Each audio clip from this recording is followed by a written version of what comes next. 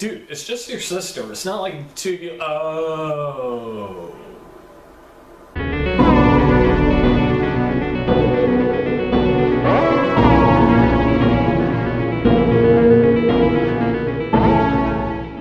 Greetings, everyone. I'm Adam, the Oc-CULT-ure critic. I get scared because I don't care. Today, we're here to talk about a movie that I was kind of curious about when I first saw it on Amazon. It's called Byleth, the Demon of Incest. And I love films that not many people have seen. Because then I could talk to them about it, I could get them to watch it, and we could have a good time whether it was good or bad. Alright? I've done it with movies like The Giver. I've done it with the Star Wars Holiday Special. The gist of the movie is, it's a 1972 film directed by Leopoldo Savona. It tells the story of an aristocrat whose sister has returned after a year-long stay in Rome with her new husband, who's a much older man, and the brother's none too happy about it.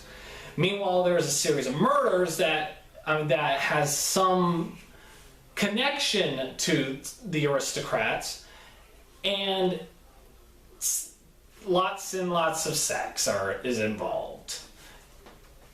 The brother has incestuous feelings for his sister, hence the title. It's kind of like a Hammer horror film, but made in Italy, and it's not very good. It's not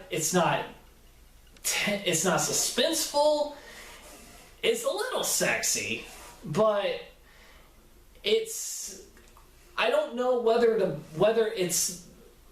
want to blame it on the filmmaker or the fact that this was a lost film that was found where the negatives were found in a Madrid lab vault. I don't know where to blame this, and that's kind of the frustrating part, is because I didn't know about this movie's existence until last year when I saw it on Amazon. And again, I was suckered into it. I mean, the box art itself is actually kind of eye-catching.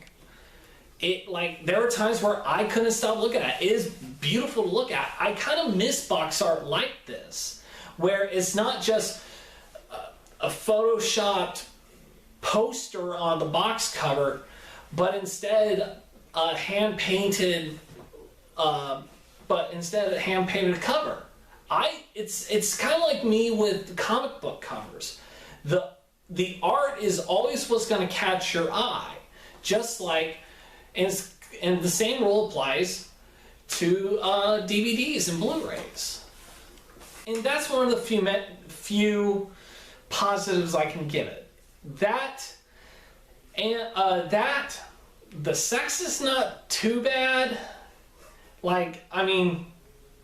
If it gets you off, it gets you off. And cinematography is pretty decent. You look at it, it's like, oh, that's actually eye-catching. That's actually beautiful to look at. It is an Italian film. Chances are, it's gonna look good. But the biggest problems I have with it is, again, I don't know enough about this movie or how this movie was made or what the writing process is to know whether this mess of a movie is the fault of the filmmakers, of the production, or the fault of the state the film was found in almost 50 years later. That's the problem. When I'm watching this, I feel like there are scenes missing. And not like, say, with Batman v Superman or Justice League or Rise of Skywalker, where there is footage there. It's just it was cut out for shorter running time. There's footage missing because it's been lost for 50 years. That's the problem. So I can't really know where to pinpoint the blame. The other thing is, it isn't that good of a story anyway. I've seen better Hammer horror films with a similar plot. Hell, the most recent movie with a plot like this is Crimson Peak. It's a much better movie.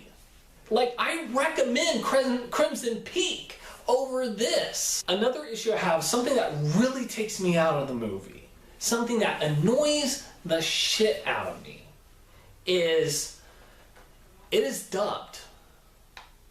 It's a dubbed movie. And here's how dubbed it is. Alright. So the footage that was found, the negatives that was found, the audio that was found was the German dub of this film. So, you have people speaking Italian, dubbed over in German, and subtitled in English. That's a fucking headache. And I mean a headache. Alright? My mom doesn't like watching movies with subtitles. I don't mind it. I like to read. But when you are also seeing the out-of-sync lip movements of someone speaking a different language, and you're having to read at the same time, it not only does it take your eyes away from the action of the movie, it also takes away the performances that you are seeing on screen. Now, the facial expressions of some of the actors are not bad. You can tell, like, they are performing the hell out of this. But you don't know what exactly their vocal performance is like because you're not hearing the original performance. That's an issue I have with Netflix, where I have seen live action adaptations of anime where they dub it over in English, and it is so jarring. It takes me out of the movie to where I struggle to finish it. I was struggling to finish this movie, and it's an 82-minute movie. It's short, but it's not very engaging. I was dozing off during this movie. There are just so many problems with this movie that it's not worth the $30 price tag. Yeah, I got this for $30 off of Amazon. And the other issue is, it doesn't feel like a full official Blu-ray release. I don't even think this is a Blu-ray disc in here. I think it's DVD. And just with the Blu-ray logo slapped on it. Not only is it because of the quality, and yes, I know 1970s, and also they do say there's some discoloration due to how the film was found, but I have seen movies just as old with better quality, with that on Blu-ray. I've seen DVDs with better quality. This feels like a bootleg. I own bootlegs. I wouldn't know what a bootleg looks like. The other issue is there's no real. The movie just ends, or the movie just stops. There's no real ending. It just stops. So again, I don't know if that is an issue with how the state of the negatives were found, or if that movie actually ended that way. But it just stops. There is no real climax of the movie. And also, you kind of figure who the killer is the moment he is on screen. You know who it is. And it doesn't really help when that killer is not that good of an actor just based on how he is facially.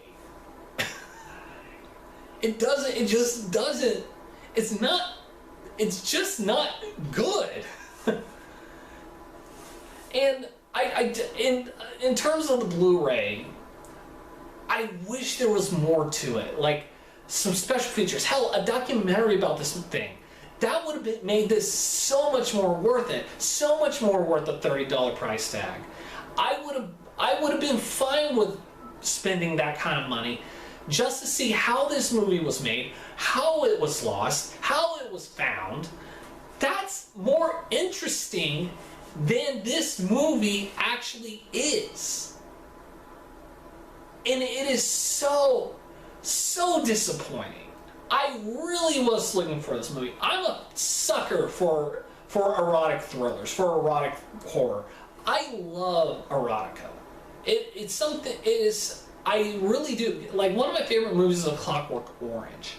The fact that they're willing to push the boundaries of sexuality, even though yes, it is not positive. What is portrayed on screen is not positive. It is. I do respect filmmakers willing to go the extra mile to showcase the reality of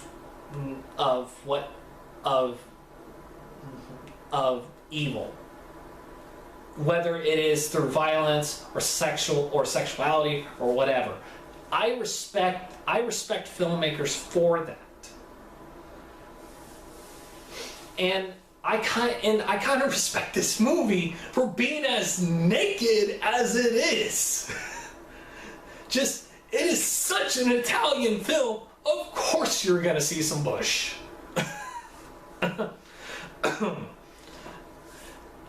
But I can't recommend this movie. If you can find it any way legally other than purchasing it on Blu-ray, go for it. Just out of curiosity. But other than that, I don't recommend it. I don't recommend it as a rental. I don't recommend it as a purchase. I just don't recommend it. There are very few things I like about it. Like I said, the box art, the cinematography, the sex. That's about it. So I give Byleth, the Demon of Incest, a 4 out of 10. That's pretty much it. If you guys like this video, please click the like and subscription buttons down below.